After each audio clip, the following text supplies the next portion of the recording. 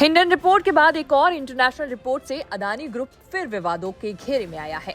Adani group पर नए आरोप organized crime and corruption reporting project यानी OCCRP ने लगाए हैं। अदानी ग्रुप पर OCCRP की रिपोर्ट फाइनेंशियल टाइम्स और गार्जियन ने छापी तो नया हंगामा मच गया। दो विदेशी निवेशकों के जरिए इनसाइडर ट्रेडिंग, फैमिली पार्टनर्स का चोरी छुपे अदानी के शेयर खरीदना, OCCRP रिपोर्ट में इसी से जुड़े आरोप लगाए गए हैं। 2006 से OCCRP मीडिया घरानों के साथ साझेदारी इन्वेस्टिगेटिव स्टोरीज करता है। अमेरिकी अरबपति जॉर्ज सोरेस की unit open society foundation fund देती है। OCCRP की रिपोर्ट में 3 लोगों पर आरोप है। गौतम अदानी के बड़े भाई विनोद अदानी, संयुक्त अरब अमीरात के नासिर अली शबन अहली और ताइवान के चांग चुंग लिंग। OCCRP ने आरोप लगाया कि दोनों अदानी के पुराने बिजनेस पार्टनर हैं। दोनों विनोद अदानी कंपनियों में निदेशक, शेयर धारक रहे हैं।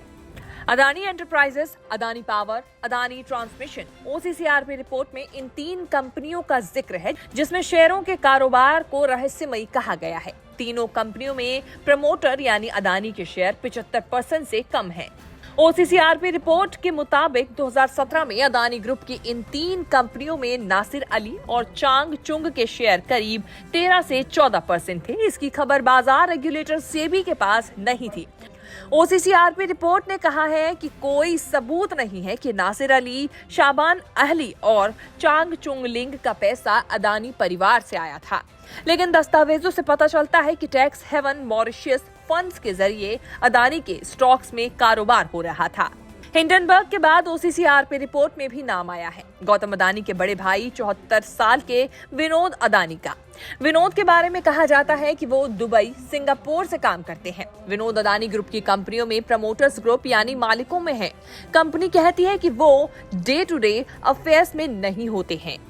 रिपोर्ट में अदानी ग्रुप पे फर्जी बिल से पैसे बनाने, फिर पैसों को शेयर बाजार में लगाने का भी आरोप है। अदानी पावर कंपनी के लिए जो सामान दुबई की कंपनी के जरिए खरीदा गया, उस सामान का बिल बड़ा चढ़ा कर दिखाया गया। जो पैसे बने उसे शेयर बाजार में लगाकर और मुनाफा कमाया गया। विनोद अदानी की कंपनी पर अदानी पावर के लिए सामान महंगे दाम पर खरीदने का आरोप लगाया गया है। बिल के फर्जीवाड़े का शक DRI को भी हुआ था। 2014 में ही DRI ने सेबी को चिट्ठी लिखी थी कि अदानी ने बिल बड़ा चढ़ाकर पेश किया। सेबी ने जांच तो कराई, लेकिन कुछ निकला नहीं। हिंडनबर्ग रिपोर्ट के बाद से सेबी अदानी ग्रुप की जांच कर रही है, लेकिन उसने सुप्रीम कोर्ट को जांच रिपोर्ट नहीं सौंपी है। जांच की डेडलाइन का एक्सटेंशन मांगती रही है। NDTV के मुताबिक OCCRP के आरोपों को अदानी ग्रुप ने गलत बताते हुए कहा है कि एक बार फिर कोशिश की जा रही है कि हमारे ग्रुप कंपनियों की स्टॉक प्राइस को गिराकर मुनाफा कमाए। 2 विदेशी निवेशकों के जरिए इनसाइडर ट्रेडिंग का आरोप पुराना और रिसाइकिल्ड है।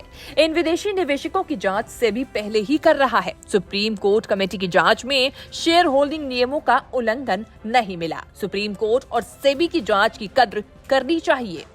जनवरी में हिंडनबर्ग ने भी अदानी ग्रुप पर स्टॉक मैनिपुलेशन, अकाउंटिंग फ्रॉड का आरोप लगाया था। तब से PM मोदी को निशाने पर लेकर अदानी पर जमकर राजनीति हो रही है। जॉइंट पार्लियामेंट्री कमेटी से जांच की मांग के लिए संसद से लेकर सड़क तक हंगामा मचा। कुछ महीनों से राहुल गांधी अदानी पर थोड़े शांत थे, लेकिन नए खुलासे के बाद उनका हमला तेज हो गया। The question of course is, why is this one gentleman who is close to the Prime Minister of India allowed to move $1 billion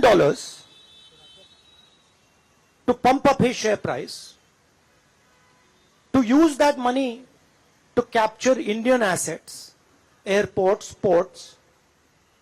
Why is there no investigation taking place?